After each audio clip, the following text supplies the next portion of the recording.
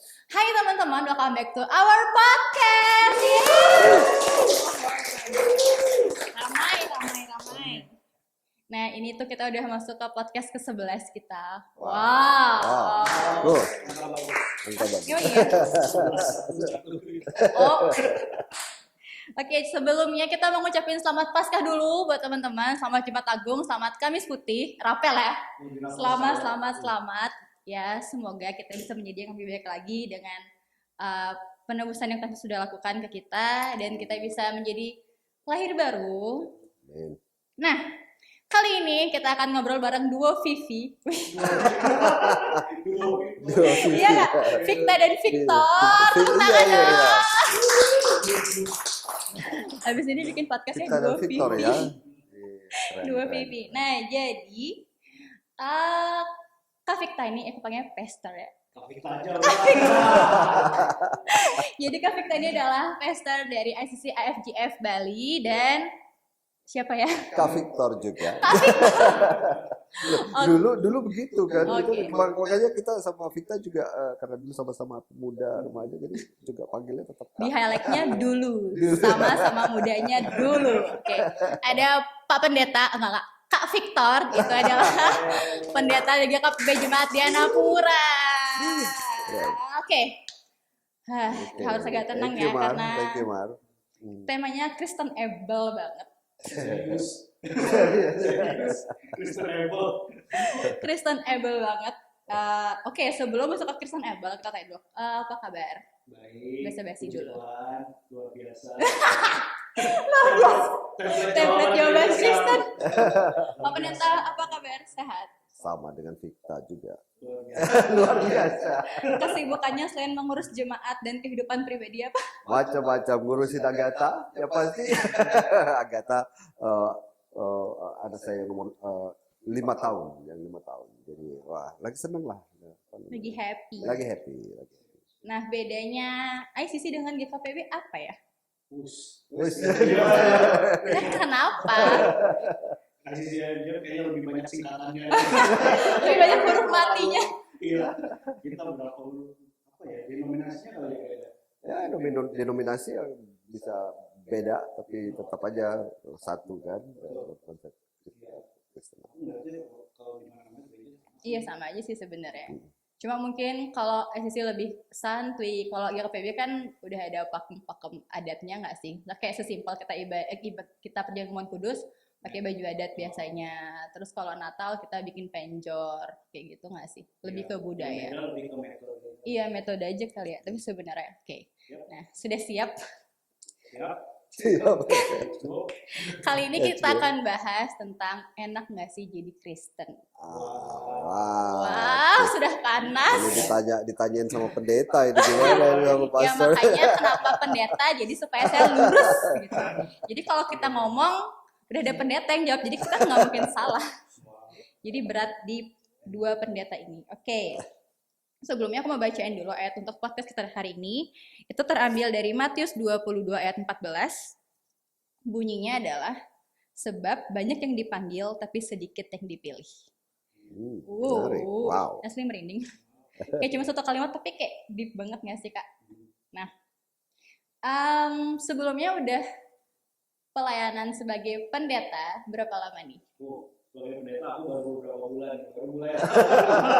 Oh, berarti ketemu senior. Senior. Baru officially secara pendeta itu baru mulai Oktober tahun lalu. Jadi Wow. Oh, bentar lagi. Masih baru. Masih newbie. Kalau Kak Victor? 22 tahun. Wow. Kamu umur berapa, Ben? Beda belum lahir. Iya lagi. Soalnya papanya beda dan mamanya saya yang nikahin. The first couple waktu pendeta jadi pendeta. Oke.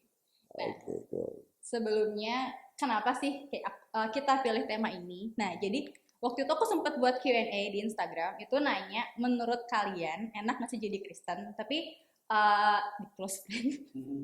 Dan itu tuh isinya ada yang non Kristen juga, ada yang Kristen. Dan hasilnya adalah ada yang jawab yang non Kristen dia jawab enak karena bisa makan apa aja. Terus ibadahnya cuma 1 kali seminggu. Poin. Oh ya, Iya. apa aja. Dan kita juga kayak nggak ada aturan-aturan harus ini itu yang terlihat, itu nggak ada. Dan ada juga yang bilang nggak enak, kenapa? Karena kita harus pikul salib, kita harus bisa mengampuni, kita harus bisa mengasihi, kita harus bisa mendoakan musuh. Nah, jadi sebenarnya kenapa kita bahas ini dan kebetulan habis Paskah, jadi ya relate aja sih. Karena kalau mungkin secara singkatnya jadi Kristen enak atau enggak, kalau pendeta pasti sudah harus bilang iya nggak sih? Nggak mungkin dong pendeta bilang enggak, habis itu dicabut. Jadi harus bilang iya, tapi kan kita nggak tahu ya sebenarnya deep down inside itu gimana. Karena menurutku pribadi ya, jadi Kristen itu capek. Apalagi kalau kita pelayanan. Misalkan kayak ambil aku aja deh. Aku dari Senin sampai Jumat itu udah pasti kerja. Terus Sabtunya seperti kita lihat ya, kita Sabtu ini kita sudah syuting, terus nanti ada syuting lagi, terus nanti ada latihan biasanya kan untuk ibadah hari Minggu, terus Minggu kita harus bangun pagi, kayak Kristen itu nggak bisa bangun siang. Wow, amin. Iya nggak sih? Apalagi kalau Paskah ya PB ibadah jam 5 pagi, kalau tugas musik jam 4 sudah di gereja gitu kan, kayak yang tidak ada waktu untuk bermalas-malasan, tidak ada waktu untuk bangun siang. Terus kalau sebagai orang Kristen juga, kalau misalkan kita lagi kesel sama orang, di Alkitab bilangnya tidak boleh sampai matahari terbenam. Terus kalau disakitin hati tanpa pipi kiri kasih pipi kanan, iya kan? Dan kayak yang jadi kalau yang dibilang tidak ada aturan-aturan mungkin tidak terlihat, tapi di Alkitab tuh budi pekerti sih, kita belajar budi pekerti. Iya kan? Kita belajar. Nah, langsung. Pertanyaan pertama. Sebenarnya Kristen itu apa sih? Selain agama ya. Selain agama, Kristen itu apa? Kalau yang menurut aku, ya kebanyakan kita ngertinya Kristen itu agama ya. Aku mau sedikit tambahin tadi pertanyaan soal kekristenan. Waktu aku mikir kekristenan, sebenarnya kalau ditanya ke orang Kristen, nanti jawabannya pasti agak bias ya. Soalnya nggak tahu ya, kalau aku soalnya udah lahir, udah begitu bocil langsung Kristen. Begitu gitu langsung Kristen. Kalau misalnya kalau mau dapat topik yang lebih seru, harusnya tanya yang ini, kalau yang nggak lahir Kristen tapi jadi ada perbandingan. Terus kayak yang tadi kamu bilang, kamu tanya di grup yang ada orang Kristennya, ada orang Kristennya, jadi jawabannya lebih banyak kan. Oke, balik ke pertanyaan tentang Kristen itu apa? Ya kebanyakan orang tahu agama. Cuman kalau buat aku pribadi, dari apa yang aku alami, kekristenan itu hubungan sama Tuhan, relationship. Terus gimana orang Kristen itu dipandang sebagai muridnya Kristus. Jadi orang Kristen yang menjadi murid Kristus gitu dalam kehidupan, sama punya hubungan dengan relasi. Oh iya, jadi saya sepakat dengan Bro Vita ya. Jadi saya termasuk orang yang sebenarnya awalnya itu nggak asik, Kristenan ini nggak asik banget gitu. Karena ribet banget, urusannya terlalu banyak. Gitu. Waktu saya tamat sekolah teologi, 3 tahun saya nggak mau jadi pendeta. Jadi saya setelah tamat teologi itu apa sih jadi pendeta nih? Nah, pendeta bikin ribet gitu ya. Namanya pendeta bikin gereja bikin banyak aturan dan sebagainya gitu ya, yang bikin kita tuh nggak asik di gereja, lebih asik di luar gitu, karena kok sama aja sorry to say, kadang-kadang ada juga hal-hal yang di gereja bikin kita capek, lelah, pikiran dan sebagainya, konflik dan sebagainya. Toh di luar juga sama aja, nggak ada bedanya gitu. Tapi saya setuju dengan apa yang Bro Vita bilang tadi, Mar. Jadi kekristenan itu harusnya dilihat tuh sebagai sebuah panggilan, relasi. Jadi kekristenan itu bukan sebagai sekedar jadi anggota members satu gereja gitu kan, anggota satu gereja. Tapi kembali lagi kalau pada istilah yang tadi Maria bacakan teksnya itu memang sedikit banyak yang menjadi Kristen gitu ya, kalau mau pakai bahasanya gitu, tapi sedikit yang terpanggil karena kaitannya dengan relasi tadi.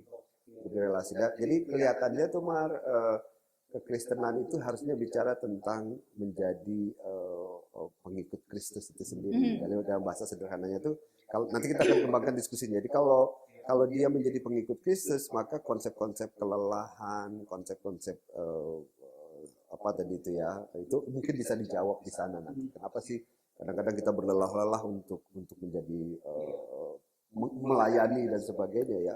Nanti di situ akan banyak dimensinya saya kira. Jadi kembali lagi, 3 tahun baru akhirnya baru setelah selesai jadi pikir untuk apa sih masuk gereja ya, I don't care dengan gereja. Tetapi akhirnya kembali lagi pada panggilan relasi, mungkin itu yang paling penting Mas. Jadi kekristenan sebenarnya bukan sekedar bicara institusi organisasi, tetapi bicara tentang calling, panggilan. Saya setuju dengan poin itu. Kalau Pak Pendeta kan basicnya kuliah teologi. Kalau Kak Victa? Pariwisata. Sekolah pariwisata.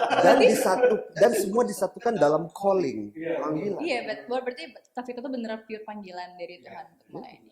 Itu menarik. Pak Pendeta kalau kayak gitu motivasi kuliah teologi dulu apa? Nggak ada. Gabut Jadi aja saya gitu. tuh cuma pikir nih, turun dari tangga, bangun tidur, sampai aku mau sekolah teologi. Wow. Nggak tahu ada Absurd inspirasi ya. apa. Tapi yang menarik adalah bahwa saya mau belajar teologi itu apa begitu. Ternyata teologi memang sebuah ilmu. Tapi untuk menjadi pendeta tidak harus. Oh gitu. Iya, jadi teologi itu sesuatu yang ya kita bisa belajar. Ada filsafat, ada teologi, ada macam-macam sosiologi. Tapi apakah di sana ada panggilan belum tentu. Iya, jadi itu menurut saya yang saya menggumulinya selama 3 tahun. Mungkin Victa juga, Bro Victa mungkin dalam beberapa lama menggumuli panggilan itu. Dan kemudian sampai pada, oke. Nah kalau sudah sampai pada panggilan, hal-hal yang bersifat melelahkan dan sebagainya itu bisa tercover dengan apa yang kita harus lakukan itu. Nanti kita mungkin akan lebih banyak ngobrolnya ke sana. Nah, kita mau mundur dulu ke belakang. Oke. Ternyata ada kesamaan. Kalau Pak Pendeta dulu nggak pengen jadi pendeta. Kalau Kak Victa basicnya adalah sekolah pariwisata. Jadi kayak tidak ada terbayangkan untuk menjadi seorang pendeta kan. Kita mundur ke belakang sebelum menjadi seorang pendeta. Pernah nggak sih, apalagi kita anak muda yang sudah lahir dengan template Kristen, kayak kita mau pindah agama, apalagi di Indonesia itu kan susah banget ya. Nah, ada nggak sih kayak suka dukanya menjadi Kristen? Sesimpel misalkan kita pengen malam mingguan tapi nggak bisa, atau apa ya? Kalau Kristen mau dendam sama orang, kita berasa bersalah, padahal nggak ada yang tahu gitu. Iya, dosa nggak ya? Ada nggak sih suka? Kalau aku sih lebih mirip-mirip kayak kamu ya, karena udah dari kecil Kristen, terus udah kecimpung di pelayanan. Jadi paling dukanya ya kayak gitu, capek pelayanan, capek jadi kayak kegiatan di gereja itu kayak rutinitas, jadi kayak kok gini-gini aja gitu. Dan lucunya sebelum aku aktif dalam pelayanan, sebelum mulai aktif dalam pelayanan lah, dulunya aku merasa bahwa kok hidup kayak gini-gini aja. Terus terjun ke dalam pelayanan, mulai aktif, melayani di sana sini, pertanyaannya masih sama loh. Kok pelayanan kayak gini aja. Jadi kayak esensinya. Endnya sama gitu. Aku pernah ngerasa kayak gitu, ngerasa capek. Cuman aku rasa sekarang aku ngeliat ke belakang baru ketahuan bahwa biasanya hal yang bikin capek, biasanya hal yang bikin bosan, karena ya kita melihat kekristenan kayak gitu, agama, terus ada ritual, ada pekerjaan yang harus dikerjain kayak gitu. Kita nggak melihat sebagai panggilan, sebagai kita dipanggil untuk punya hubungan sama Tuhan. Jadi itunya hilang. Jadi esensinya ya balik lagi ke rutinitas, jadi kayak harus ngerjain ini, harus ngerjain itu, kalau nggak dikerjain anak Kristen gitu ya, gitu kan. Kalau nggak pelayan aku bukan orang Kristen kayak gitu. Jadi kayak gitu sih. Jadi mindset itu yang bikin capek adalah mindsetnya yang salah. Iya betul. Kalau Pak Pendeta apa? Sama, jadi kalau Pak Pendeta mungkin nggak mengalami konflik dengan lingkungan ya, tapi justru melihatnya itu dalam batin sendiri, dalam diri sendiri. Jadi kekristenan itu harusnya mampu mengubah hidup, Mar. Jadi kekristenan itu harusnya mampu mengubah hidup kita. Sorry to say ya, Pak Pendeta itu dulu orangnya pemalu banget. Mungkin sampai sekarang ya, Mar ya. Gak ada yang percaya. Kasian. Kalau sekarang malu-maluin. Saya nggak bisa bicara, ngomong. Kalau tanya sama ibu saya, tanya sama teman-teman saya itu, orangnya itu introvert. Nah, saya pikir-pikir, kenapa ya hidup saya begini ya? pelayanan ya juga gitu-gitu aja sih, nggak ada. Nah, tapi waktu mengambil keputusan untuk menerima panggilan itu, dia istilah bahasa sekarang itu dia mengubah, change my life. Jadi bicara tentang leadership juga rupanya, jadi leadership. Jadi rupanya kekristenan itu punya nilai bahwa dia mengubah diri kita, itu yang paling penting sebenarnya.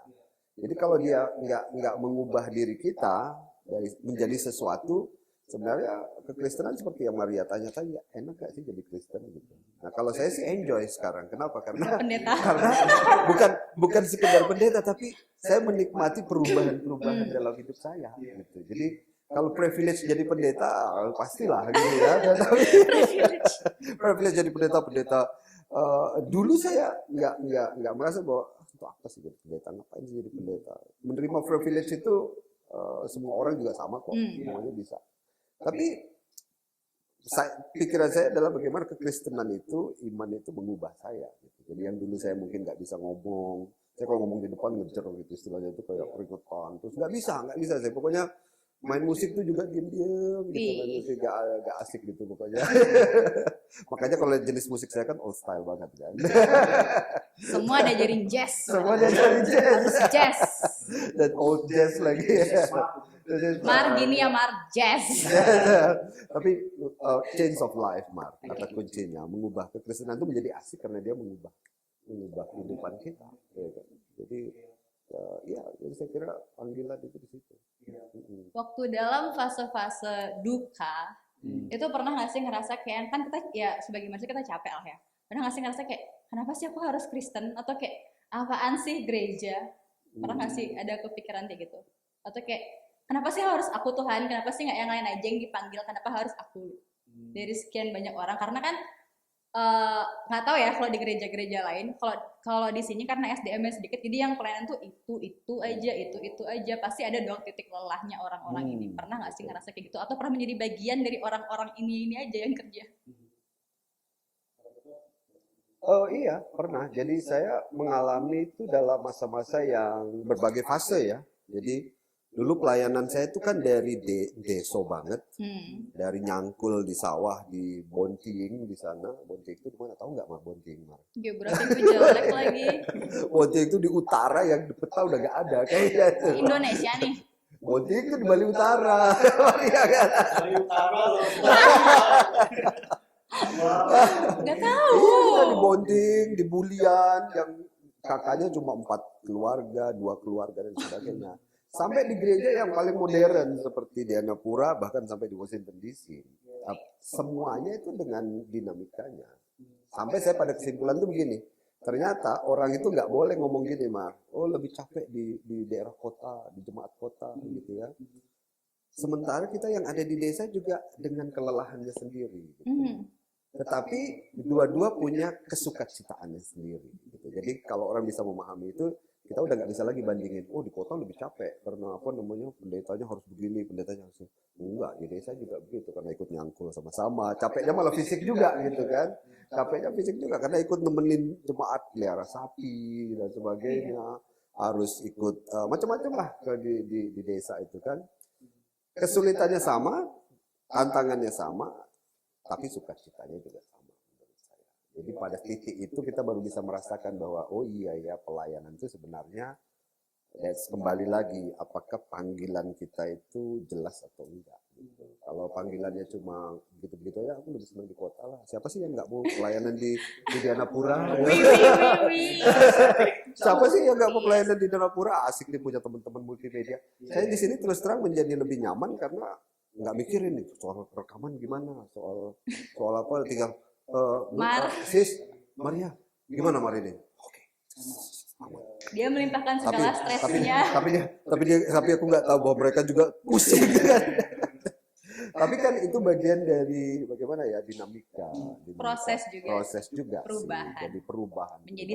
Menjadi siap. Jadi kalau enggak begitu pun juga akan miss juga pelayanan kita. Saya kira sama juga di ICC juga. Aku pernah soalnya ada di titik itu spesifik momen ya, dengan pertanyaan itu juga bahwa kok aku sih gitu, why me.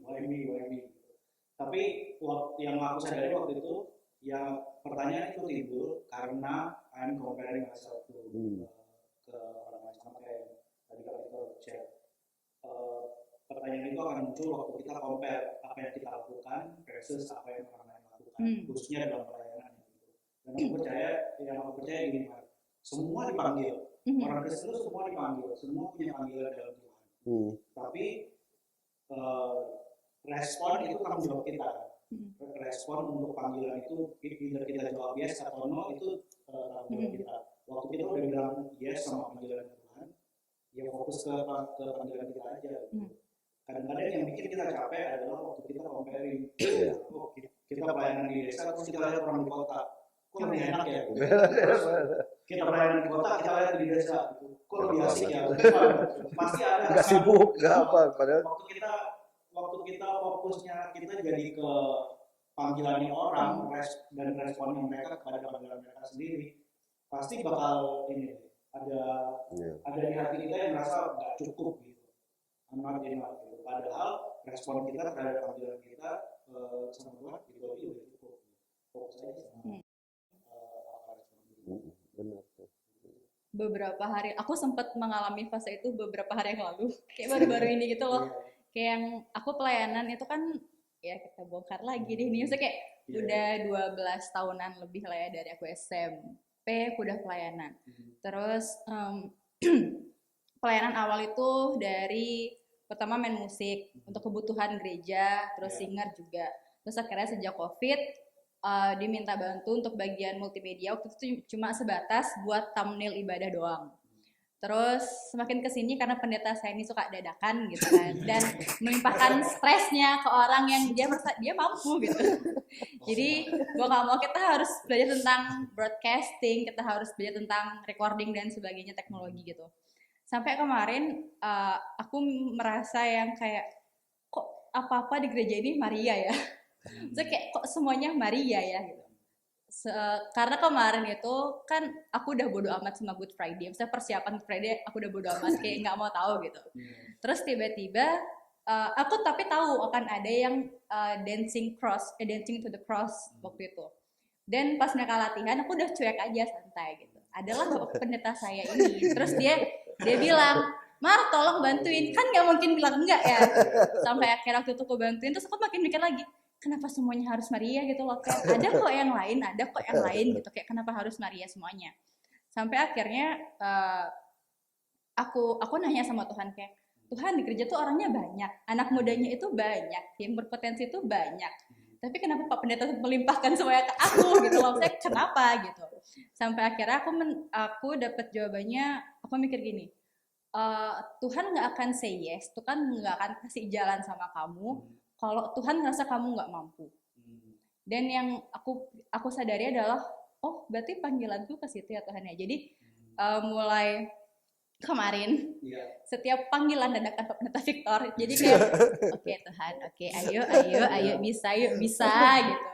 Dan mungkin yang beratnya tuh mungkin karena udah makin tua gitu loh, jadi kayak tenaganya tuh makin tua, kayak udah nggak pernah olahraga gitu kan. Terus kayak yang Senin sampai Jumat kerja, malamnya bisa ke gereja lagi, terus Sabtu kegiatan banyak, kayak kadang capek, tapi kayak oh ya udah sih, misalnya Tuhan maunya aku kayak gini, Tuhan maunya aku kayak gini. Jadi yang aku pikir adalah kalau Tuhan nggak say yes, Tuhan tidak mengiyakan di hati gitu, ya kita nggak akan santai aja pelayanan gila-gilaan. Kalau orang lain bilang sih, aku pernah soalnya temenku bilang kayak rajin banget ya Mar, kamu gereja gitu, padahal dia nggak tahu itu adalah PR pendeta saya. To make you feel good ya, pendeta gembala ngasih tugas dadakan nggak cuma di sini kali ini. Kayak semua kita bongkar sekarang. Tapi kadang-kadang itu yang bikin kita ini loh. I believe dari tindakan-tindakan, kalau aku di gereja aku bilangnya tindakan ceburin gitu. Diceburin gitu. Tindakan-tindakan menceburin dan menjorok ini itu adalah yang membentuk kita juga. Terus paling satu yang aku mau tambahin, biasanya dalam pelayanan, karena kita bahas pelayanan, biasanya dalam pelayanan aku percaya Tuhan memanggil,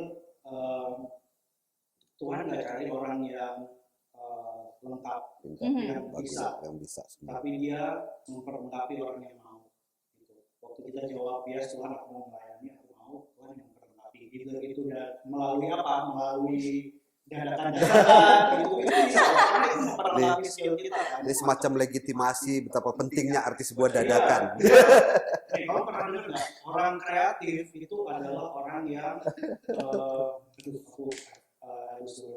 biasanya orang-orang yang dalam situasi emergency itu otak kreatif itu mampu jadi kreatif. Jadi kadang-kadang gitu cara Tuhan memperlengkapi ya macam-macam cara. Cuman aku percaya itu orang nggak cari orang yang Tuhan nggak cari orang yang mampu, Tuhan memperlengkapi orang yang mau. Ini pembelaan dari pendeta. Pembelaan dari pendeta. Pembelaan yang kedua adalah kekristenan itu menjadi asik, bro, karena dia harus keluar dari zona nyaman. Pembelaan masuk akal lagi. Karena kalau kita selalu berada dalam zona nyaman, kreativitas nggak akan muncul, kemudian stagnan, dan itu yang terjadi dalam gereja yang saya bilang kemarin dalam sharing kita. Gereja kadang-kadang menjadi gemuk dengan semua hal itu, tetapi dia nggak menjadi agile, lincah gitu. Karena dia nggak berani keluar ke zona-zona yang tidak nyaman. Padahal gereja itu harusnya berani keluar ke zona-zona. Dalam pengertian begini, bahwa tantangannya adalah, dulu kita nggak tahu nih soal kamera, kita nggak tahu soal apa segala macam.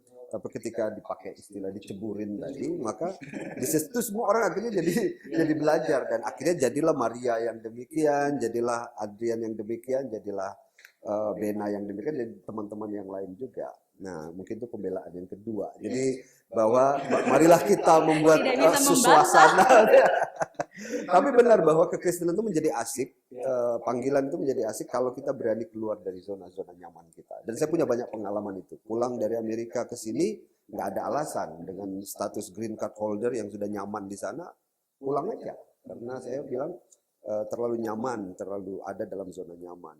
Kenapa dulu waktu disuruh pilih, kamu mau di satu gereja di kota atau satu gereja di desa? Waktu saya selesai studi S3 doktor, men. Doktor, men. Harusnya pikirnya bahwa ini kayaknya harusnya di. Tapi saya pilih satu desa di gereja yang di desa. Yang saya bilang, saya harus banyak belajar tentang itu, harus keluar dari zona nyaman. Orang pada kaget, kok ngapain sih S3 di gereja di desa? Tapi saya bilang, enggak, bukan itu, karena saya melihat perspektif panggilan dalam konteks relasi, bukan dalam konteks struktural. Jadi keluar aja dari zona nyaman, pasti akan mendapatkan sesuatu. Pembelaannya cukup luas. Tidak bisa membantah. Masuk akal lah pembelaannya. Yang ngomong pendeta lagi, jadi terima aja. Nah, berarti sampai sini yang aku bisa simpulkan adalah Kristen itu adalah suatu relasi. Entah itu relasi kita dengan Tuhan, relasi kita dengan sesama.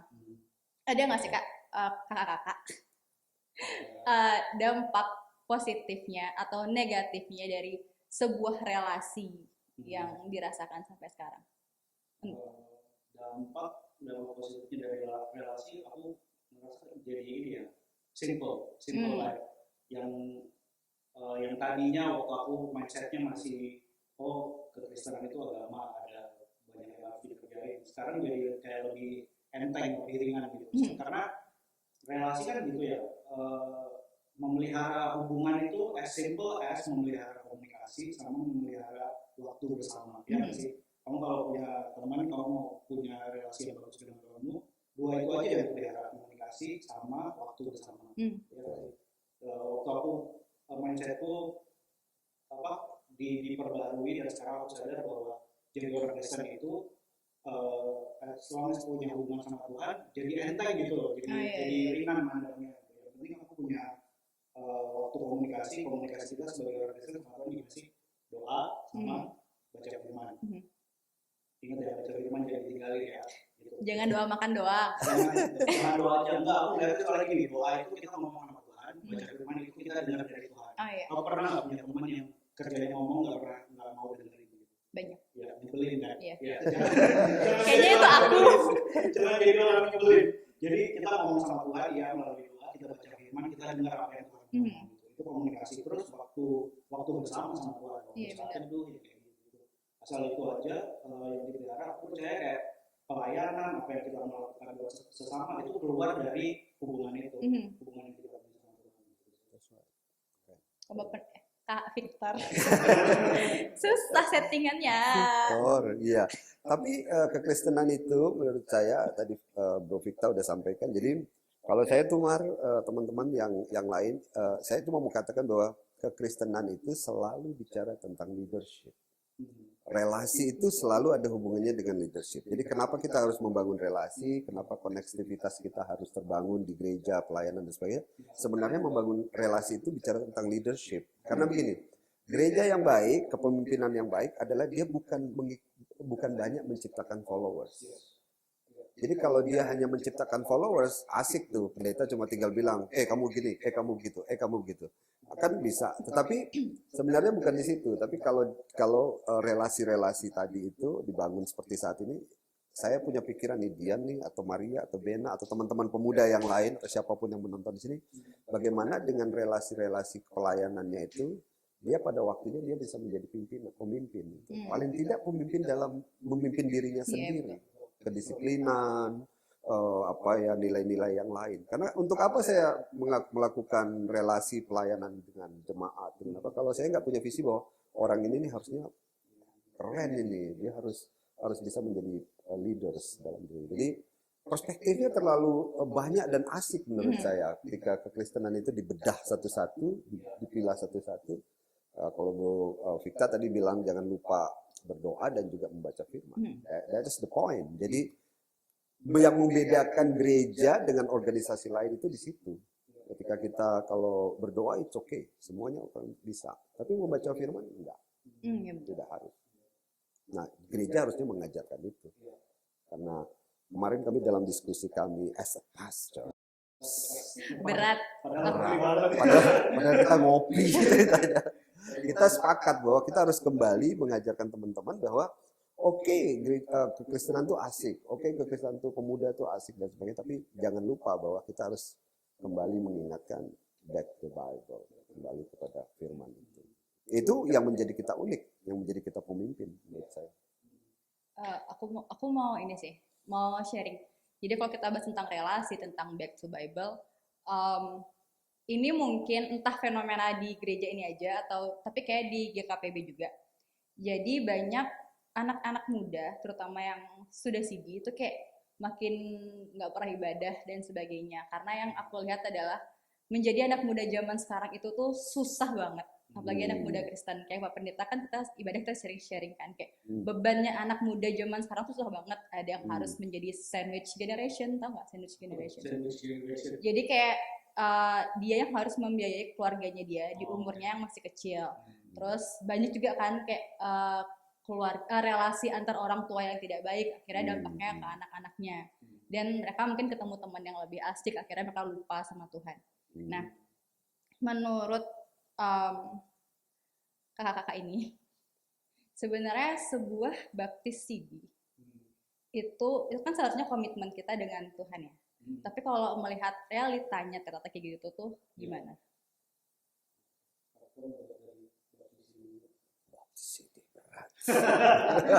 Ayo yang dibaptis ke pendeta, udah ibadah belum? Saya berpikir bahwa teman-teman baptis ini itu adalah bagian penting dalam kehidupan orang percaya, tetapi itu bukan fase akhir dari segalanya.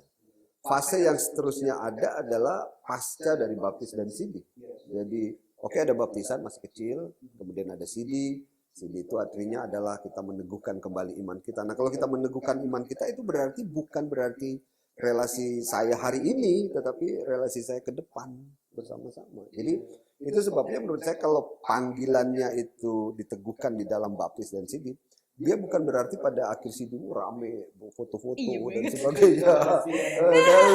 Kemudian foto dipajang 3x10 berapalah gitu di rumah.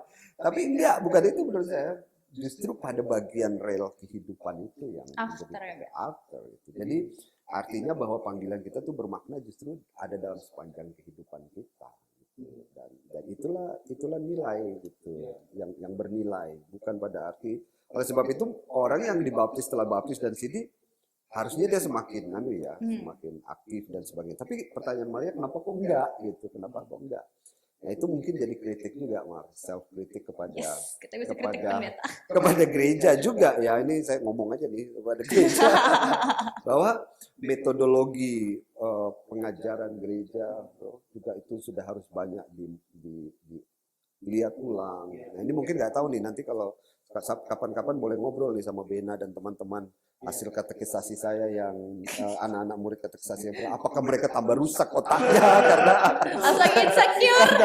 apakah mereka akan menjadi lebih apa namanya itu mungkin perlu dievaluasi lagi karena Review memang pendeta kita. karena memang harus ada perubahan metodologi, perubahan pengajaran, beberapa materi pengajaran yang terkait dengan kekinian juga itu saya kira perlu dianu. Sehingga waktu anak-anak itu selesai, teman-teman itu selesai, mereka oh iya ya ini asik banget karena ini bagian dari gereja itu juga. Kalau di gereja itu kan baptisan ya, baptisan salah satu. Jadi ya sama betul yang tadi Bapak bilang itu bukan akhir kayak bukan sampai aku mandangnya baptisan itu dari UCD atau baptisan salam kayak wedding gitu loh.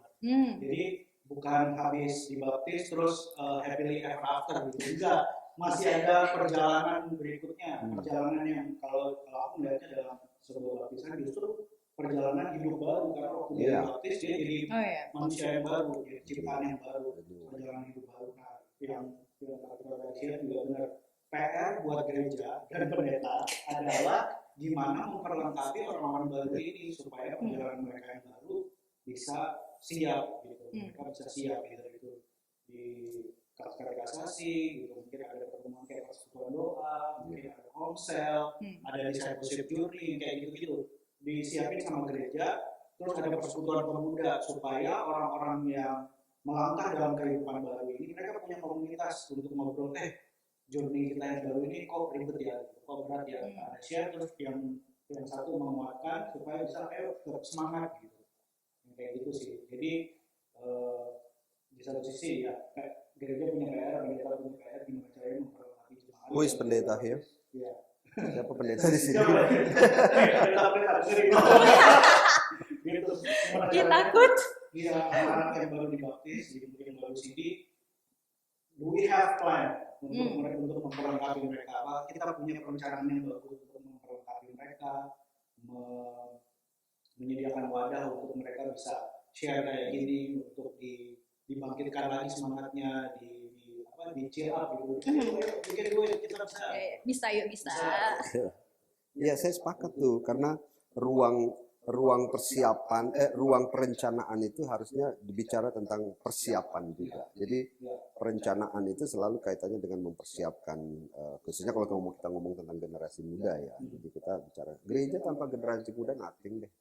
Setiap minggu itu aku selalu mendengar kata-kata itu. Jadi iya sih, benar, jadi ini adalah ada kata kunci untuk kita. Itu sebabnya kemarin waktu kami sharing berdua, kami bilang, ayo dong kita bikin semacam 101 ministry namanya. 101 ministry kalau di Amerika itu dibilang 101 ministry. Itu kenapa? Mungkin persoalan kita ada di dalam konteks gereja, struktur dan sebagainya yang membuat kita ruang-ruangnya menjadi sempit. Teman-teman yang suka minum kopi, kenapa nggak ngumpul-ngumpul aja minum kopi di tempat kopi misalnya?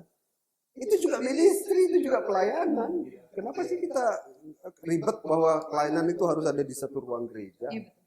Enggak lah, gereja itu terbuka menurut saya. Jadi kalau ada di tempat di warung kopi juga teman-teman 5-6 orang ngumpul yang suka minum kopi, kita ngumpul sebulan sekali. Yang suka naik sepeda, naik aja sepeda gitu, kita ngumpul di mana.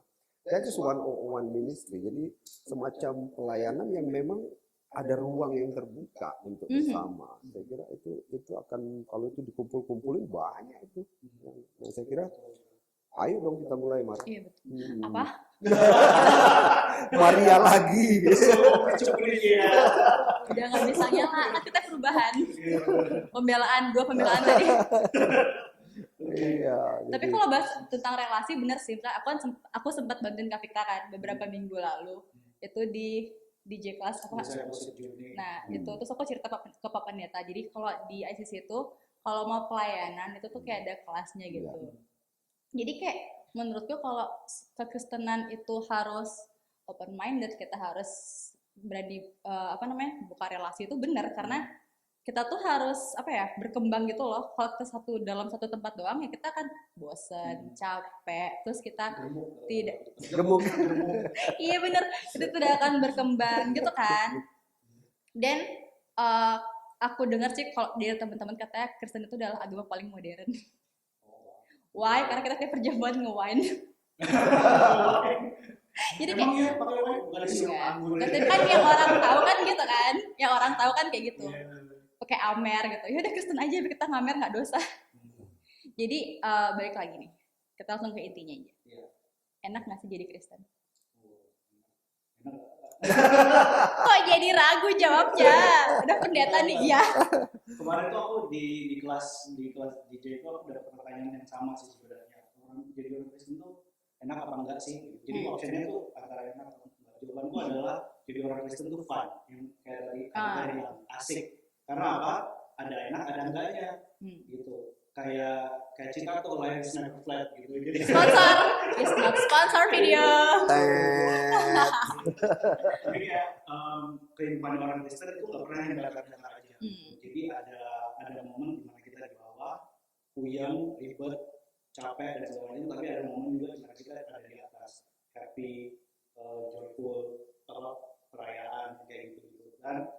Dan satu hal yang aku mau pastiin, dan ini pasti di bawah ataupun di atas Tuhan selalu di sebelah kita. Dia udah janjiin waktu Yesus datang dikasih nama Immanuel beserta kita.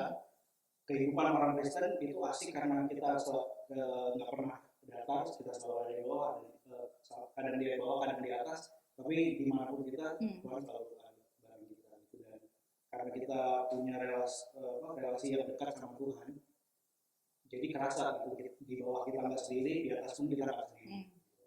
Jadi itu yang bikin kehidupan Kristen seru dan asik. Berarti kalau menurut kita Christian is fun. Seru, ya. Saya nambahin lagi fun and challenging. Jadi memang asik gitu ya. Dan di dalam keasikan itu selalu ada tantangan. Keluar dari zona nyaman dan sebagainya itu adalah tantangan. Sehingga kekristenan itu bukan sesuatu yang flat, selalu top down begitu. Tetapi dinamika kekristenan itu adalah dia saya ini bergumul tentang pelayanan, saya ini bergumul tentang itu adalah tantangan-tantangan, challenge.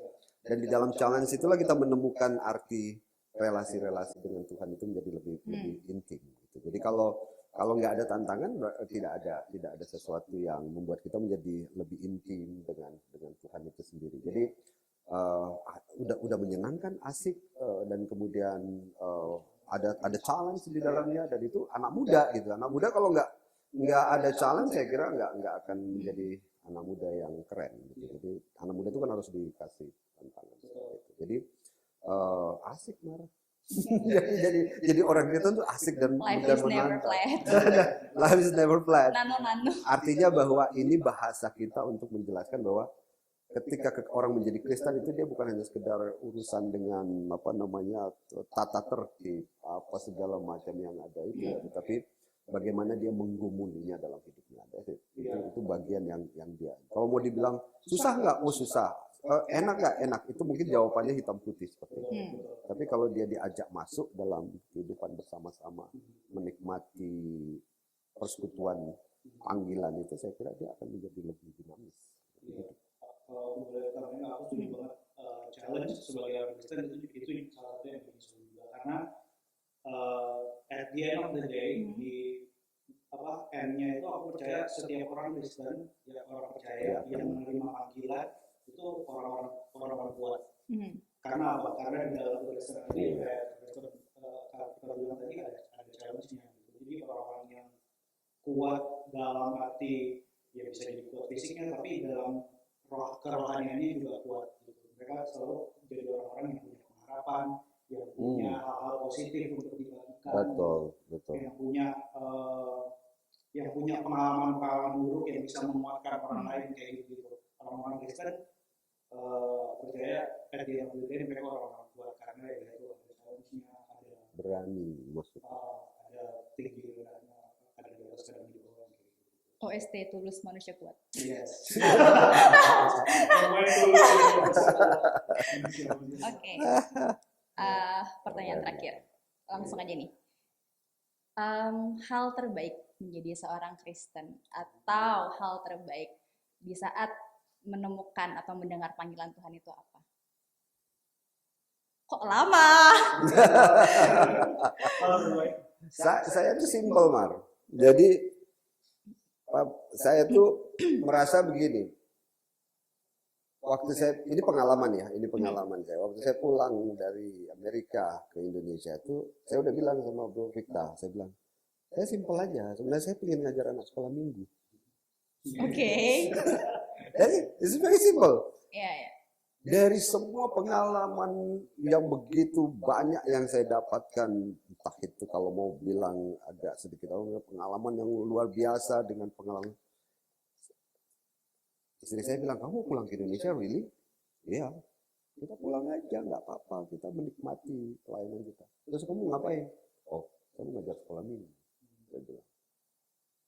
Saya pikir-pikir, kenapa ya kok saya punya pemahaman mau ngajar sekolah minggu remaja lah, pemuda gitu ya. Karena saya pikir gitu, pengalaman yang terbaik dari seorang pendeta atau pastor itu bukan pengalaman semata-mata dia mendapatkan sebuah jabatan yang tinggi. Nah, pengalaman the best ministry of the pastor itu adalah ketika dia, ini menurut saya ya, mungkin menurut teman-teman yang lain yang nonton mungkin nggak sama, tidak apa gitu. The best experience, the best ministry of the pastor itu adalah ketika dia bisa melayani hal-hal yang paling sederhana di jemaat. Membahasakan bahasa yang rumit, bahasa-bahasa. Saya ingat sekali profesor saya waktu saya selesai studi S3 itu, waktu ada pesan promotor, dia bilang gini, Victor, sekarang kamu adalah doktor ilmu politik. Teori-teori politik kamu banyak banget kamu tahu. Tapi yang kamu berhasil menjadi seorang dokter ilmu politik adalah ketika kamu bisa membahasakan teori-teori yang rumit itu menjadi sangat sederhana dan bisa dimengerti oleh seorang anak. Ya benar. Dan itu tantangan sebagai seorang pendeta sekarang. Mengapa saya harus mengatakan membuat bukan berlelah-lelah ya. Apa ya istilahnya itu Maria? Bukan berlelah, saya nggak mau pakai istilah itu. Saya suka sekali gitu. Tapi ngapain sih setiap hari Kamis saya buatin bedtime story. Itu very simple. Cerita anak-anak 5 menit, 10 menit itu. Untuk apa sih secara rutin reguler? Saya cuma mau mengatakan bahwa bagaimana membahasakan sesuatu yang sangat rumit itu kepada anak-anak sehingga dia bisa tidur malam dengan nyenyak. Saya mau coba, jangan-jangan dia nggak bisa tidur nih kayaknya setelah dengar itu. Tapi puji Tuhan karena sampai hari ini nggak ada anak-anak yang komplain. Artinya apa? Bahasa yang rumit tentang teologi, tentang iman, tentang macam-macam itu dalam cerita yang paling sederhana itu anak-anak bisa menikmati. That's simple. Menurut saya saya merasakan bagian dari sukacita saya adalah kalau saya bisa memberikan sesuatu yang orang lain bisa mengerti dalam pelayanan. Termasuk juga jemaat sih, bukan hanya anak sekolah minggu.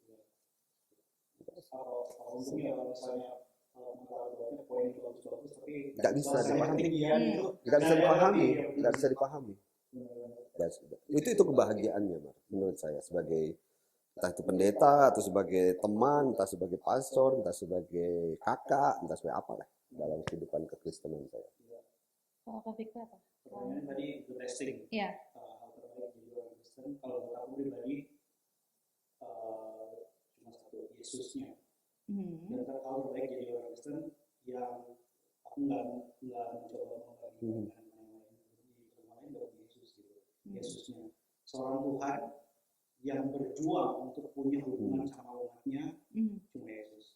Seorang Tuhan yang turun ke dunia jadi sama kayak kita, mati demi memperjuangkan itu supaya kita punya hubungan yang dekat sama Tuhan, bisa manggil Tuhan Bapa, kayak gitu, itu cuma Yesus. Jadi hal terbaik di dalam Kristen itu Yesus. Wow, thank you. Jadi kalau ditanya Kristen itu anak atau enggak, kita jawabnya fun. Iya. Karena pasti setiap hal tuh ada enak, ada enggaknya. Tapi tidak semua hal itu seru. Jadi Kristen aja, guys. Jadi Kristen aja. Oke. Ada yang bersampaian lagi mungkin? Gimana? Kita udah bagus nggak mempromosikan Habis dicatat ya. Jemaat nambahnya berapa? Jadi podcast ini dibuat emang untuk Iya, nambah jemaat. Oke, ada nggak sih Kak pesan-pesan untuk teman-teman yang lagi jauh dari Tuhan, yang ngerasa kalau habis dari sini ya udahlah, hidupku aku udah dewasa, kayak nyari Tuhan tuh udah nggak penting, atau mungkin yang lagi di titik terendah hidupnya, atau mungkin dia mikir kayak lupa gitu loh, kayak oh Tuhan tuh sebenarnya ada dimanapun kita mau di atas mau di bawah, Tuhan tuh ada. Pesan-pesan buat teman-teman. Sebenarnya dari aku sih, kalau misalnya ada teman-teman yang capek atau lagi yang nggak tahu mesti ngapain, mungkin ambil waktu aja, take your time untuk lupain dulu ngapainnya.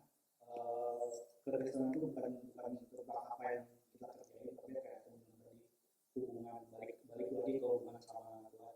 Mungkin as simple as take your time, mungkin dalam sehari 2 hari yang benar-benar cuma duduk doa, firman atau praise and worship di rumah, putar lagu ya kayak gitu. Balikin lagi hatinya biar ingat sama Tuhan dulu. Aku percaya habis itu melayani, mengerjakan sesuatu dalam itu nanti mengalir dari hubungan yang udah dibuild sama Tuhan. Jadi kalau misalnya hari ini lagi capek, lagi nggak tahu harus ngapain, ambil waktu aja di rumah doa sama Tuhan. Oke, kalau nggak bisa lama ya 5 menit lah, 5 menit doa, baca firman. Kalau percaya nanti Tuhan pasti show up, dia akan ngomong sama mengembalikan restorasi hubungannya dulu. Pekerjaan pelayanan itu meluap dari hubungan itu. Anak muda kadang-kadang terlalu banyak masalah. Anaknya Terlalu complicated. Terlalu banyak mikirin masa depannya mau jadi apa dan sebagainya. Kadang-kadang kita sulit mengambil keputusan. Anak muda ketika dia menghadapi sedang dalam masalah yang besar, menghadapi masa depan yang dia mempertanyakan imannya, kekristenannya dan sebagainya. Kalau saya oke, masalah, tetapi yang hari ini saya mau mengatakan dari apa yang tadi Bro Victa juga percakapan kita hari ini, ambil waktu tenang. Ambil waktu tenang, fokuskan diri untuk bagaimana membangun kembali relasi dengan Tuhan, dan setelah itu ambillah keputusan. Jadi kalau hari ini kita dalam keadaan kalut, dalam keadaan bingung, dalam keadaan apa tentang banyak hal, entah itu pertanyaan tentang kekristenan kita, jangan mengambil keputusan apa yang kamu putuskan hari ini dalam keadaan kalut. Tapi ambillah waktu tenang bersama Tuhan, fokuskan diri untuk membangun relasi dengan Tuhan dengan baik, dan kemudian pada saat itu kita akan lebih jernih, lebih semacam kristal decision kristal. Jadi satu keputusan yang seperti kristal yang akan kita dapatkan, dan itu akan membuat kita menjadi terbangun, merasa nyaman, senang, dan kemudian masa depan kita, perjalanan ke depan pun akan bisa kita lakukan dengan baik dan jernih juga, termasuk adalah pelayanan. Bener sih, misalnya kalau kita nggak mikir tenang, ayat kita tuh semua mental kan. Kayak dia kita bilang, masa depan sungguh ada, kayak nggak ada Tuhan. Nggak ada. Iya kan, kayak semuanya tuh mental. Jadi kayak challenge-nya adalah bagaimana berani, saya mau mengatakan, berani untuk berani mengambil waktu tenang. Karena memang semua orang berani bisa aja, tapi kadang-kadang orang nggak berani untuk masuk dalam mengambil waktu untuk itu. Itu yang jadi berani untuk berani. Jadi itu yang mungkin kata kunci yang kalau saya sendiri sedang selalu mengimani itu, berani untuk berani mengambil waktu tenang, berani untuk berani sesuatu yang mungkin di luar. Kadang-kadang ada orang nggak berani untuk begitu aja nggak berani gitu. Kalau kita challenge aja nggak. Terima nggak tantangan ini? Terima nggak tantangan? Ambil waktu tenang di rumah. Iya. Iya betul. Berani untuk berani itu susah. Iya. Oke. Udah cukup berat banget. Kayak udah nggak ada hal untuk menolak aja That's kan. fun and challenge. Oh ya, ini fun. Kristen itu fun. Oke, thanks for coming. Kak Victa dan Kak Victor. Tepuk tangan dong teman-teman. Percakapannya seru ya. Iya, padahal topiknya berat. Tapi kan Kristen kan is fun. Jangan kapok-kapok untuk datang lagi. Siapa tahu habis ini kita bisa buat podcast di ICC, kita tidak tahu. Oh iya dong, kapan-kapan. Kalau ada yang jahit, ayo gas. Editor. Ya. Oke, buat teman-teman mungkin yang kepo apa sih bedtime story bisa dilihat di YouTube Jaga KPB Dianapura. Editor tolong Jaga KPB Dianapura. Terus kalau mau tahu apa sih ICC FGF, Instagramnya bisa ya ICC FGF. Dan Kak Fikta ada Instagram sendiri mungkin? Instagram bohong banget ya. Victa.jasvido. Oke, bisa di follow juga. Oh, editorku kerjanya banyak. Ya. Pak Pendeta ada Instagram juga? Ada dong Victor Hamel atau Vic Hamel, lupa aku. Vic Hamel _ID. Oke, nanti siapa tahu yang udah aku pengen Kristen gitu. Bisa langsung hubungi via DM. Oke, sekian dulu. Jangan lupa untuk like, comment, subscribe, dan kirim tentunya link ini ke seluruh sosmed kalian. Grup WhatsApp keluarga, grup teman-teman yang belum Kristen, bisa banget. Kan Tuhan Yesus bilang dia tidak mencari domba yang dia datang untuk mencari yang hilang kan. Kita kumpulin lewat sosial media. Oke, thanks for sharing, thanks for watching teman-teman. Bye bye.